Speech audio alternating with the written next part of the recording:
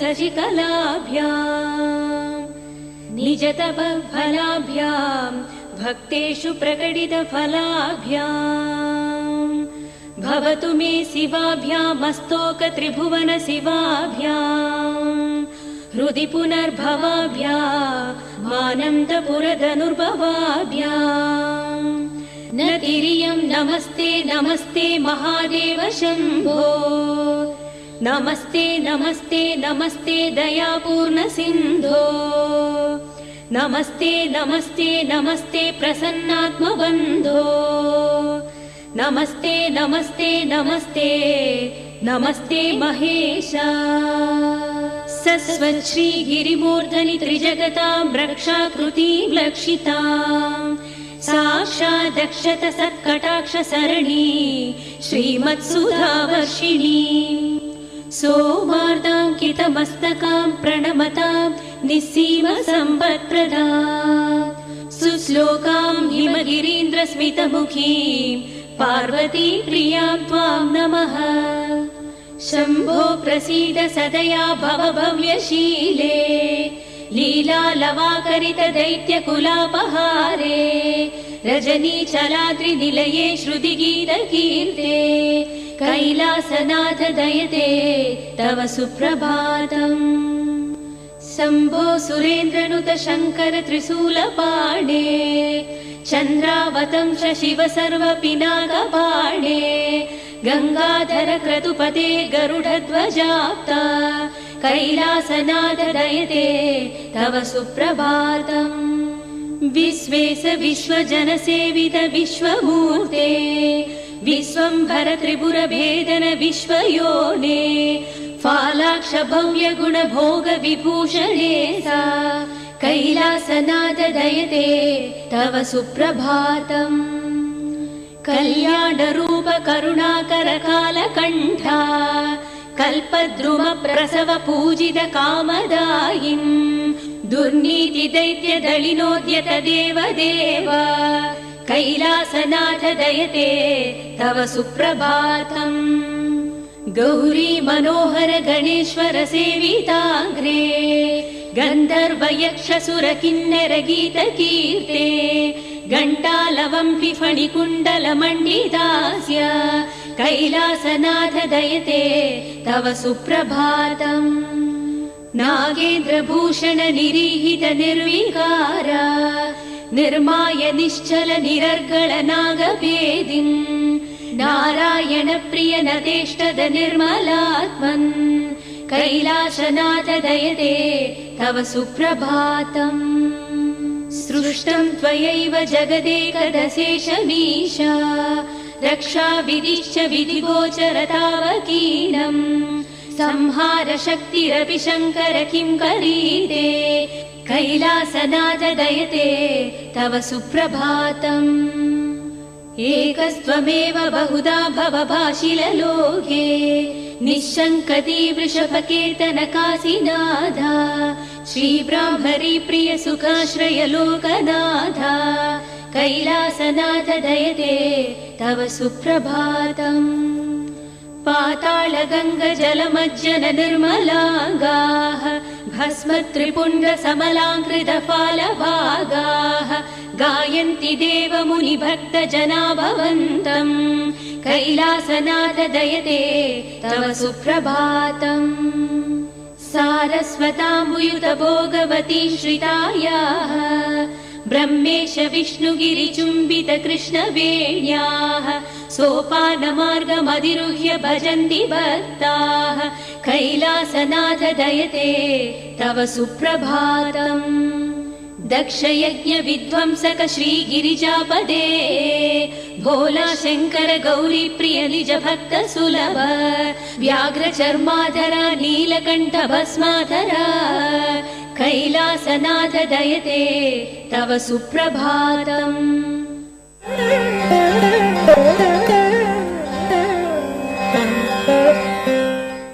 రాముడి విషయంలో చాలా ఆశ్చర్యాన్ని కలిగించేది ఏంటంటే అరణ్యంలో ఉన్నా కూడా ఆయనకి మొత్తం ప్రపంచం అంతా సహకరిస్తోంది.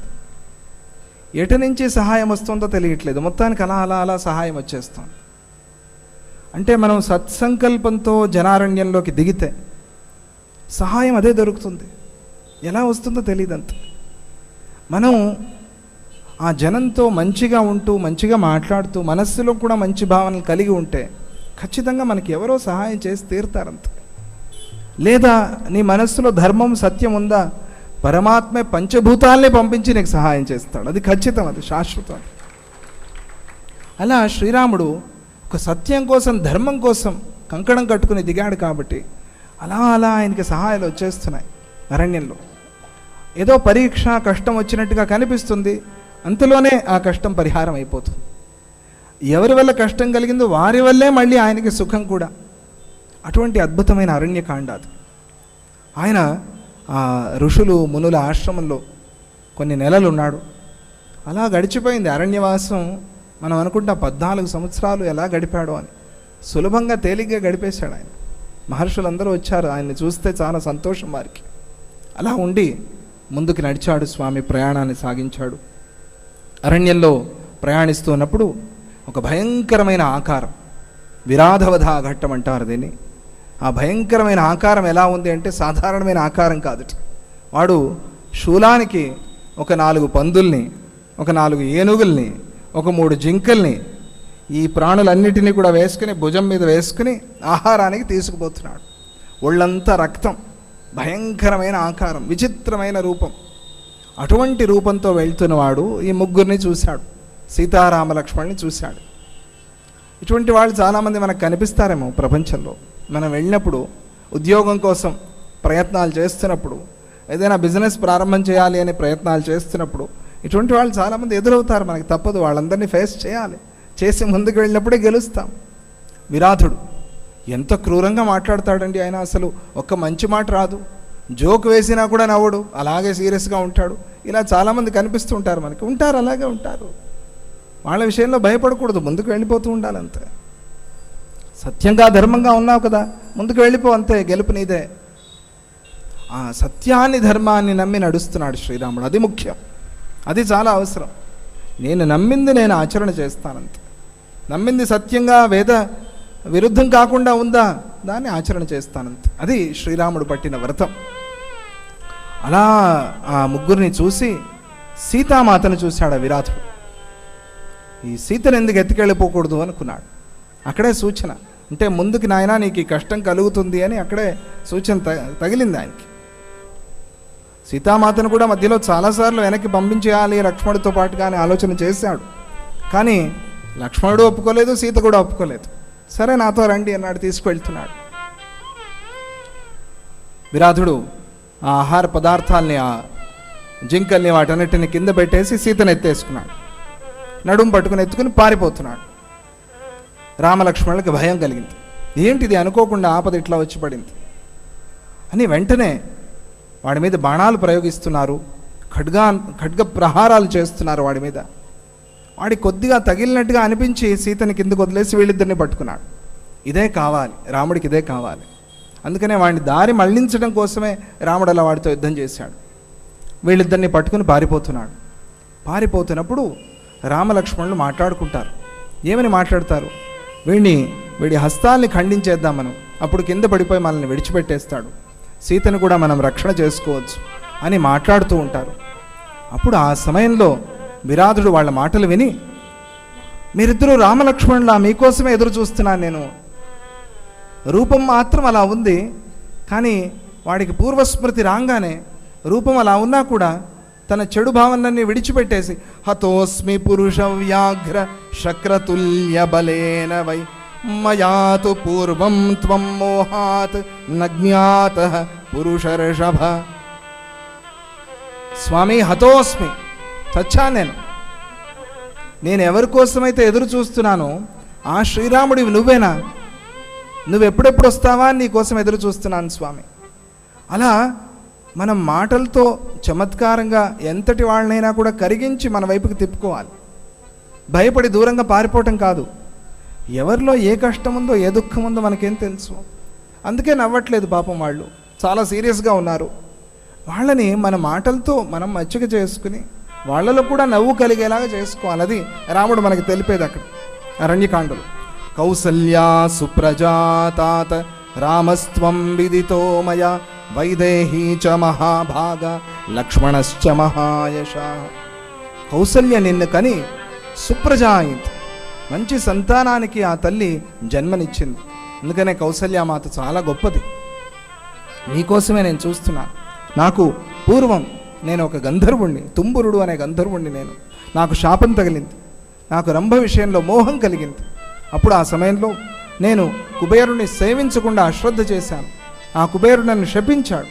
ఆ శాపం వల్ల నేను రాక్షసుని అవ్వాల్సి వచ్చింది. ఆ సమయంలో శాప విముక్తిని కూడా చెప్పారు. శ్రీరాముడు వచ్చి ఎప్పుడైతే నిన్ను కొడతాడో అప్పుడు నీకు శాప విముక్తి కలుగుతుంది అని. అందువల్ల స్వామి సంశయించుకు, సంకోచం లేకుండా ఒక పెద్ద గోతిని తవ్వి ఆ గోతిలో నన్ను పడేసాయి, నేను ముక్తికి వెళ్తాను. వాడే అడిగాడు. అప్పుడు శ్రీరాముడు వాడిని నేల మీద వేసి లక్ష్మణుడిని గోతి తవ్వమన్నాడు. లక్ష్మణుడు గోయి తవ్వాడు. శ్రీ శేషశైల సునికేతన దివ్యమూర్తే నారాయణాచ్యుత హరే నరినాయతాక్ష లీలాకటాక్ష పరిరక్షిత సర్వలోక శ్రీ వెంకటేశ మమదేహి కరావలంబం. అఖిలాండకోటి బ్రహ్మాండ నాయకుడైనటువంటి దేవదేవుడు శ్రీ వెంకటేశ్వరుడు సృష్టిలో ఉన్నటువంటి జీవులందరూ కూడా, మానవులందరూ కూడా శరణాగతితో మధురభక్తితో ఏ దేవదేవుని మనం ఆశ్రయిస్తే మనకు దైవబలం కలుగుతుందో అటువంటి దేవదేవుని ఆశ్రయించాలి. మనందరికీ కూడా మంచి ఆలోచన యంత్రాంగం ఉన్నది, ఉపాధి మాత్రమైనటువంటి శరీరం ఉన్నది. కానీ మనకు సమాజంలో బహిశత్రువులు ఉంటారు, అంతఃశత్రువులు ఉంటారు. బహిశత్రువులు అంటే మనం ఎన్నో కార్యకలాపాలు సాగిస్తూ ఉంటాం. ఆ కార్యకలాపాల పట్ల కొంతమంది మనకు శ్రేయోభిలాషులై తోడ్పాటు అందిస్తూ ఉంటారు, కొంతమంది అసూయాగ్రస్తులై మనకు అడ్డుపడే ప్రయత్నం కూడా చేస్తూ ఉంటారు. అలాగా అటువంటి అసూయాపరుల్ని మనం సమస్యలు పరిష్కరించుకోవాలంటే ఆ అంతఃశత్రువుల్ని జయించే శక్తి మనకు కావాలి, బహిశత్రువుల్ని జయించే శక్తి కావాలి. మనలో ఉన్నటువంటి శత్రువులు ఉన్నారు. కామ, క్రోధ, లోభ, మోహ, మదమాత్సర్యాలనే ఈ షడ్గుణాలు కూడా మన హృదయంలో ఉన్నటువంటి మన శత్రువులు. వీళ్ళు మనకు అంతఃశత్రువులు. అంటే సమాజంలో బహిశత్రువులు ఉండవచ్చు, అంతఃశత్రువులు ఉన్నారు. వీళ్ళందరినీ ఈ జీవుడు జయించాలి అంటే జీవునికి ఉన్నటువంటి బలము చాలదు అని ఆ మహర్షులంతా కూడా చెప్పారు. మహర్షులు చెప్తూ ఏం బోధించారు అంటే, అందుకే జీవులంతా కూడా భక్తి ప్రపత్తులు కలిగి ఈ అంతఃశత్రువులని బహిశత్రువులని జయించడానికి భక్తి అలవరుచుకుంటే తప్పకుండా వారికి ఆ శక్తి కలుగుతుంది అని. మరి కశ్యప, అత్రి, భరద్వాజ, విశ్వామిత్ర, గౌతమ, జమదగ్ని, వశిష్ఠ ఇత్యాది సప్తర్షులు కానివ్వండి, ఇంకా భృగు, మరీచి వంటి నవబ్రహ్మలలో ఉన్నటువంటి మహానుభావులు కానివ్వండి, వాళ్ళంతా ఉత్తమోత్తమైనటువంటి తపస్సుతో ఆ మహోన్నత స్థాయిని ఎలా పొందగలిగారు అంటే ఈ అంతఃశత్రువుల్ని జయించారు, బహిశత్రువుల్ని జయించారు. కాబట్టి మనకు కూడా అటువంటి అంతఃశత్రువుల్ని బహిశత్రువుల్ని జయించే శక్తి కావాలి అంటే దైవానుగ్రహం కావాలి. దైవానుగ్రహం ఊరికే కలుగుతుందా? మన ఊరికే గాలిలో దీపం పెట్టి దైవం అంటే పనిచేస్తుందా? కాదు. శ్రీకృష్ణ భగవానుడు స్పష్టంగా చెప్పాడు ఎవరికి దైవబలం కలుగుతుంది అని భగవద్గీతలో. అధిష్టానం తథాకర్త కరణంచ పృథగ్విధం వివిధాక్ష పృథక్చేష్ట దైవం చైవాత్ర పంచమం. స్పష్టంగా చెప్పాడు పరమాత్మ. ఏమని? అర్జున, పిపీలికాది బ్రహ్మ పర్యంతం కూడా, అంటే చీమ దగ్గర నుంచి బ్రహ్మ వరకు కూడా ఈ జీవులందరికీ నేను పుట్టుకతోనే 4 శక్తులు అనుగ్రహించాను. అందులో పక్షపాతం లేదు. పరమాత్మ అందరికీ ఆ 4 శక్తులు ఇచ్చాడు. ఏమిటంటే మనందరికీ 4 శక్తులు ఉన్నాయి పుట్టుకతో. శరీరము 1, ఈ శరీరానికి అనుబంధంగా ఉన్నటువంటి కరచరణాది అవయవాలు 2, శరీరాంతర్గతంగా ఉన్నటువంటి ఆత్మ 3, ఆత్మకు అనుబంధంగా ఉన్నటువంటి మహత్తరమైన ఆలోచనా శక్తి, విచక్షణా శక్తి, బుద్ధి, జ్ఞానము, ఈ 4 అంశాలు మనకున్నాయి. ఈ 4 అంశాలని ఏ జీవులైతే సద్వినియోగం చేసుకుంటున్నారో వారికి 5వ బలంగా దైవబలం కలుగుతుంది. ఈ 4 బలాలు మనం పట్టించుకోలేదనుకోండి, మనకు 5వ బలం కలిగే అవకాశం లేదు.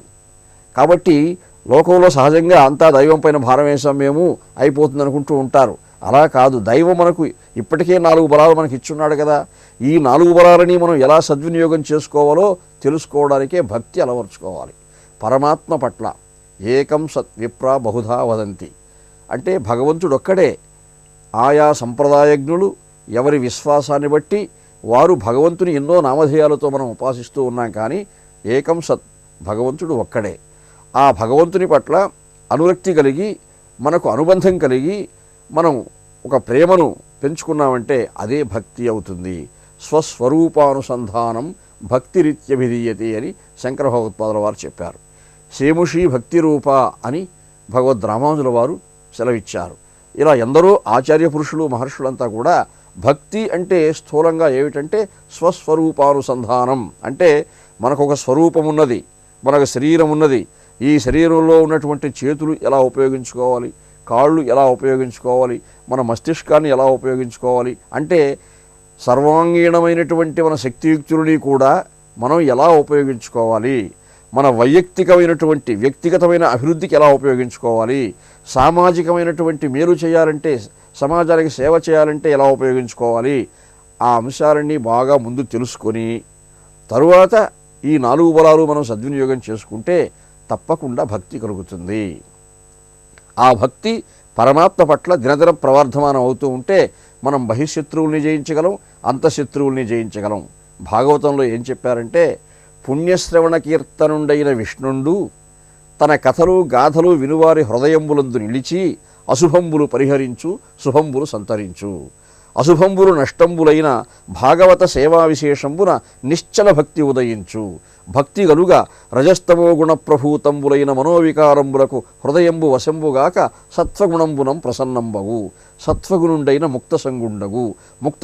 ముక్తసంగుండైన ఈశ్వరుండు కానంబడు. ఈశ్వరుండు కానంబడిన చిజ్జడ గ్రథల రూపంబైన అహంకారంబు భిన్నంబగు. అహంకారంబు భిన్నంబైన అనారబ్ధంబులైన కర్మఫలంబులు నిశ్శేషంబులై నశించును అని పరిణామక్రమంలో మనం ఈ భక్తి అనే గుణాన్ని అలవర్చుకున్నామంటే ఎంత ప్రస్థానం సాగిస్తుందో చూడండి భక్తి. ఆ భక్తి ఎలా అలవర్చుకోవాలి? మనము పరమాత్మ పట్ల అనురక్తి పెంపొందించుకోవడమే భక్తి అన్నది, దినదిన ప్రవర్ధమానం చేసుకోవడమే భక్తి అన్నది. అది పరమాత్మ తత్వాన్ని ఆలకిస్తూ ఉన్నప్పుడు, మననం చేస్తూ ఉన్నప్పుడు అది మనలో పెరుగుతూ ఉంటుంది.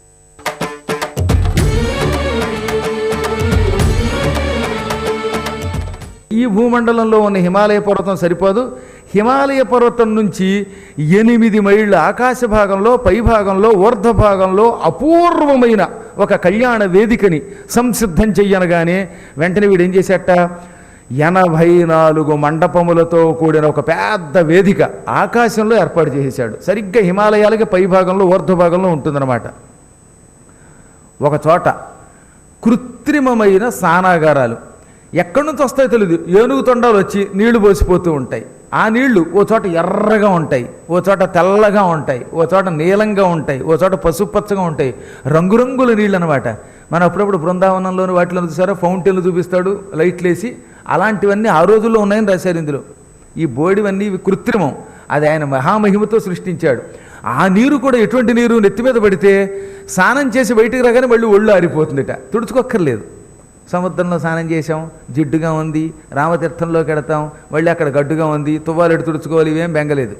అలా నీళ్లలోంచి బయటికి రాగానే అసలు ఒంటి మీద నీటి చొక్కుండదు. పైగా ఒళ్ళంతా పరమసువాసన. కొంతమంది స్నానం చేశాక మన పక్కన నిలబడితేనే భయంకరమైన వాసన, ఇక స్నానం చేయకపోతే వాడిని ఎలా ఉంటుందో ఆలోచించండి. కానీ ఇక్కడ విశ్వకర్మ ఏర్పాటు చేసిన ఈ జలధార యంత్రాల కింద స్నానం చేస్తే శరీరము నుంచి ఏ వైపు చూసినా 8 మైళ్ళు యోజనం ప్రాంతం సుగంధం వ్యాపిస్తుంది. అటువంటి జలధార యంత్రాలు ఏర్పాటు చేశాడు. మరో చోట అన్ని బొమ్మలే. ఆ బొమ్మలు ఎలాగా, విష్ణు వస్తే విష్ణువే కనపడతాడు అక్కడ, ఇంకెవడు కనపడ్డు. ఎవడెక్కడుంటే వాడి బొమ్మ కనపడుతుంది అక్కడ. అన్ని అద్దాల్లోంచి కూడా రకరకాల అందమైన బొమ్మలు. ఆశ్చర్యం ఏమిటంటే అక్కడికి వచ్చినటువంటి వాడు నల్లగా ఉన్నా కూడా ఎర్రగానే కనపడతాడు, తెల్లగా ఉన్నా ఎర్రగానే కనపడతాడు, జుట్టు లేకపోయినా జుట్టు ఉన్నట్టు కనపడుతుంది. అప్పుడు వాడు ఆనందంగా అమ్మ అమ్మ అనుకోవచ్చు అనమాట. ఈ విధంగా ప్రతి వ్యక్తి అక్కడికి రాగానే ముసలాడు కూడా నవయువకుడిలా కనపడతాడు. ఇలా కృత్రిమంగా తన రూపం అందంగా కనబడేలా చేసే ఒక శాల ఏర్పాటు చేశారు. మరో చోట అన్ని ఆవులు అనమాట. ఈ ఆవులన్నీ కామధేనువులు లాంటి ఆవులు. ఈ ఆవుల దగ్గరికి వెళ్ళి ఎవరు ఏం కోరుకుంటే ఆ పదార్థం వాళ్ళ చేతిలోకి వచ్చేస్తుంది అనమాట. ఎవడన్నా నేను కిరీటం పెట్టుకోవాలనుకుంటే టక్కన కిరీటం వచ్చి నెత్తి మీద కట్టకుండా, ఎవడు పెట్టకుండా నెత్తి మీద పుట్టినట్టుగా తయారైపోతుంది. వస్త్రం కావాలంటే వస్త్రం ఇస్తుంది, ఏం కావాలంటే అది ఇస్తాయి ఆవులు. అటువంటి గోశాల ఒకటి ఉన్నది. ఇవి కాకుండా నిజంగా ఆభరణశాల ఒకటి పెట్టారు. మంచి కిరీటాలు, మెడలో వేసుకునే సువర్ణాభరణాలు, చేతులకి గాజులు, మగాళ్ళకైతే కంకణాలు, కాళ్ళకి గండపెండేరాలు, ఆడవాళ్ళకి నూపురాలు, నడుముకి వడ్డాణాలు, మగవాళ్ళకి తోలు బెల్టులు లాంటి బంగారపు బెల్టులు మళ్ళీ ఇవన్నీ. ఇటువంటి బెల్టులు ఇవన్నీ అక్కడ ఉన్నాయన్నమాట. ఇవి కాకుండా పాదరక్షాశాల, అన్ని పాదరక్షలే. అవి తొడుక్కుంటే ఎంత మెత్తగా ఉంటాయో, సుఖంగా ఉంటుందన్నమాట. ఈ పాదరక్షలకు ఉన్న గొప్పతనం ఏంటో తెలిసిన, గుళ్ళోకి వెళ్ళి బయట వదిలేస్తే మళ్ళీ బయటికి రాగానే మన పాదరక్షలు టింగ్ టింగ్ టింగ్ నడుచుకుని మన కాళ్ళ దగ్గరికి వస్తాయి. ఇలాంటి పాదరక్షలు ఇస్తే ఇళ్లల్లో పాదరక్షలు వదిలేసి ఊరంతా తిరిగే వాళ్ళకి ఎంతో సుఖం. మా ఐదారు చెప్పులు వేసుకోకుండా భయం పోతాయేమో అన్నాడు కొందరికి. నానా యాత్ర పడిపోతూ ఉంటారు. ఆ యాతన అక్కర్లేదట. ఎంత గొప్ప పాదరక్షాశాల అది. అసలు దానివల్ల లాభం కూడా. ఎవడన్నా దొంగాడు ఎత్తుకుపోదాం అనుకుంటే వాడి పాదం అందులో పట్టనవదటది. అబ్బే వద్దు వద్దు, ఇవి నావికావు అంటుందట, ఈ పాదాలు నావికావు అంటుంది. ఇంకా ఈ విధంగా రకరకాలైన అలంకారాలు. కొన్ని చోట్లేమో పైనుంచి కిందకు ఊగే ఉయ్యాలలు, జారుడు బల్లలు, ఇంకా రకరకాలైన ఆశ్చర్యకరమైన విచిత్ర దృశ్యాలు, సినిమాలు కనబడినట్టుగా తెరలు, నాటకాలు కనపడుతూ ఉంటాయి. కొన్ని చోట్ల గానశాలలు కొన్ని, అందులోంచి పాటలు వినబడుతూ ఉంటాయి. నృత్యాలశాల కొంత, అక్కడికి వెళ్ళి అప్సరసలంతా కాసేపు కూర్చుని నాట్యం చేస్తూ ఉంటే మనం చూడొచ్చు అనమాట. ఈ పెళ్లి విడిదిలోకి వెళ్ళే లోపుగా ఎవరికి ఏది ఇష్టమైతే అక్కడికి వెళ్ళొచ్చు. నాటకం చూడాలనుకున్నవాడు నాట్యశాలకి, పురాణం వినాలనుకుంటే పురాణశాలకి, నృత్యం చూడాలనుకుంటే నృత్యశాలకి, తాగాలనుకుంటే పానశాలకి, చెప్పులు కావాలనుకుంటే పాదరక్షాశాలకి, కిరీటం కావాలనుకుంటే ఆభరణశాలకి, స్నానం చేయాలనుకుంటే స్నానాగారాలకి, వస్త్రాలు కావాలనుకుంటే వస్త్రశాలకి, ఒళ్ళంతా అలంకారం చేయించుకోవడం ఇష్టం కొంతమందికి ఉంటుందన్నమాట. పెళ్ళిళ్ళకు ముందు బ్యూటీ పార్లర్లు ఉంటాయి కదా, అవి కూడా ఉన్నాయి అక్కడ. అక్కడికి వెళ్ళగానే వీడిని చక్కగా అలంకరించేస్తాను అటు, వీడికి వీడే మర్చిపోతాడు నేనేనా, అసలు పెళ్లి కొడుకు నేనేమో అనుకుంటాడనమాట. పండు ముసలివాడిని కూడా 25 ఏళ్ల పడుచోడేమో అని భ్రమ పొందే అంతలా అలంకారాలు చేసే అలంకారశాలలు. ఇవన్నీ విశ్వకర్మ దయ వల్ల ఆకాశంలో ఏర్పడిపోయాయి. ఇవన్నీ ఎన్నున్నా అసలు ఉండవలసింది భోజనశాల. మరి అది లేకపోతే ఎలాగా? అబ్బా, అమృత పాయసాలు, అమృతమయమైనటువంటి పదార్థాలు, మంచి ధవళాన్నం అన్నాడు అక్కడ, తెల్లని వరి అన్నమాట, ముతకన్నం కాకుండా.